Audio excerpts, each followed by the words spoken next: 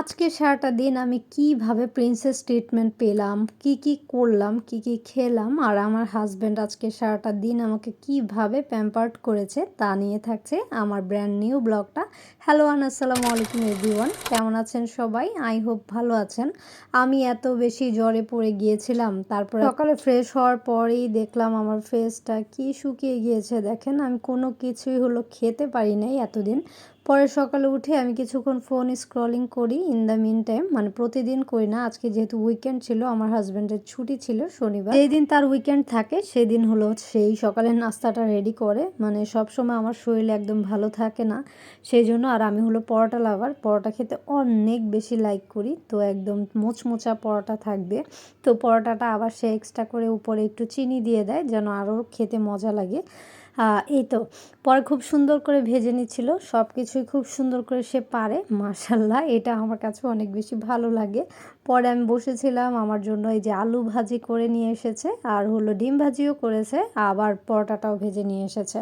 পরে আমি আরাম করে খাচ্ছিলাম। কার কার হাজব্যান্ড এইভাবে সিক থাকলে বা উইকেন্ডে এইভাবে হেল্প করে আমাকে জানাবেন তো। আর প্রত্যেকটা হাজব্যান্ডের আমার মনে হয় হেল্প করা উচিত ওয়াইফদেরকে, অ্যাটলিস্ট উইকেন্ডেতে। কারণ প্রত্যেকটা দিন কেনই আমরাই কাজ করব, তারা একটু কাজ করে দেখুক যে কেমন লাগে। তো আমি এদিক থেকে লাকি, মাশাল্লাহ। তারপরে আমি আরাম করে খেয়ে নিচ্ছিলাম, আর আলু ভাজিটা অনেক বেশি মজা হয়েছে। আমার খাওয়া দাওয়া শেষ, সে জাস্ট স্টার্ট করেছে, পরে আমি একটা ক্লিপ নিয়ে রেখেছি। দেন দুপুরে খাবারের প্রিপারেশনের সময়ও সে শাকগুলা খুব সুন্দর করে নিখুঁতভাবে, মানে তার প্রত্যেকটা কাজ খুব একটা করে মানে নিখুঁতভাবে করতে হবে, আমার মতো হজবরল করে না, খুব ঠান্ডা মাথায়। তো আমাকে সব জিনিস প্রিপেয়ার করে দিল, আমি জাস্ট রান্নাটা হালকা পাতলা করে ফেলেছি। মেন টাইম 12টার দিকে না 1টার দিকে সে অনেকগুলা সমোচা সিঙ্গারা অর্ডার দিয়েছিল। পরে সিঙ্গারাটা খেলাম।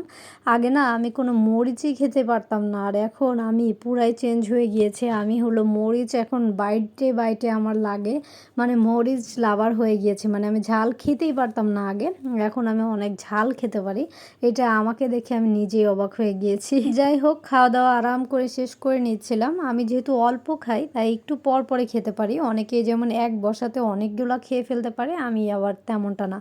আমি খুব আস্তে আস্তে করি, কিছুক্ষণ পরে 1 ঘন্টা 2 ঘন্টা পরে আর কি খেতে পারি। দেন এই যে দুপুরের খাবারটাও রেডি। দুপুরে আজকে চিংড়ি মাছ ভুনা করেছিলাম। ওই ক্লিপগুলো নিতে আমার একদমই মনে নেই, যেহেতু শরীরটা ভালো লাগে না, সেজন্য সবসময় ভিডিওটা অন করতেও মন চায় না, মেজাজটাও আমার অনেক বেশি গরম লাগে। ইনশাল্লাহ এখন থেকে রেগুলার ট্রাই করব, মানে আপডেট থাকার। আমি তো একদম হারিয়েই গিয়েছিলাম, আর কাজও সব স্টপ রেখেছিলাম। এইবার যাদের জ্বর হয়নি তারা একদম লাকি, কারণ যাদেরই হয়েছে তাদের অবস্থা এবার 12টা বেজে গিয়েছে। দেন সন্ধ্যার দিকে আমার বাসায় আমি পিৎজা অর্ডার করেছিলাম গতকালকে, সেটারই অনেকগুলো স্লাইস ছিল। আমি বক্সিং করে এইভাবে রেখে দেই, যদি থাকে পিৎজা তো তারপরে এক স্লাইস করে বের করে জাস্ট গরম করে খেয়ে ফেলি। এতেও কিন্তু অনেক বেশি মজাই লাগে আমার কাছে, আর পেটটাও ভরে। আর এই দিকে আমি ডালিম নিয়ে নিয়েছিলাম, আর ওভেনে গরম দিয়ে দিয়েছিলাম পিৎজাটা দেখেন অনেক বেশি ইয়ামি ছিল। আর পেজটা ভুলে গিয়েছি, আমি ফুড ইন থেকে মনে হয় অর্ডার দিয়েছি। তারপর টিভিটা ছেড়ে আরাম করে খাচ্ছিলাম, আর দেখছিলাম, গান শুনছিলাম আমি আর কি সন্ধ্যার পরে। তো চিন্তা করলাম টাটকা ব্লগটা আপলোড দিয়ে ফেলি, আমার একটা আপডেট আমি জানিয়ে দিই, কারণ সবাইকে আমাকে ভুলে গিয়েছে আমি জানি, ভুলে যান নাই। Thanks for watching. ভালো লাগলে ব্লগটা শেয়ার করে দিবেন।